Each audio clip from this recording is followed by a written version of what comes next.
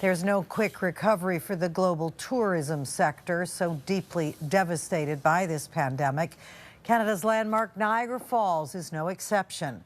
CTV's Vennavally-Rao found a stark contrast on how both sides of the falls are navigating the same misty waters. Some see it as a reason to toot our own horn, pointing to what's happening at the falls, a tale of two countries and two very different approaches to COVID-19.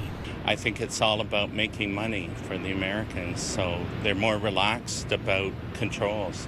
Images of Canadian tour boats with plenty of space on board are being juxtaposed with this scene, a packed American made of the mist. If you look at the boat on the other side, there's a lot of people. Since the start of July, the operators of the Canadian hornblower vessels have only been allowed a half dozen passengers. They can usually carry up to 700. It's ridiculous, actually. I mean, it's not about safety. We are beyond safe. Their American counterparts are running trips at half their normal load with 200 guests. On both sides, masks are a must. When the boats pass each other, some have felt it captures the wider difference between how the two countries are faring with COVID.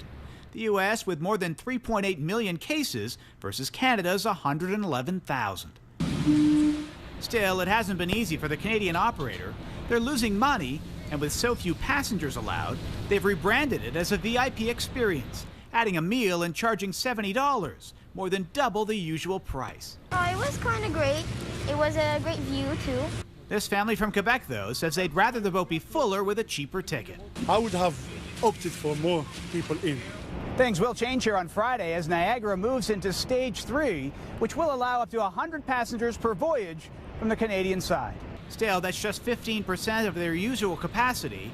The company believes they could operate safely with double that. I think it could have been handled a bit differently, but nevertheless, we support the province in keeping us safe. Financially underwater, but hoping for better days ahead.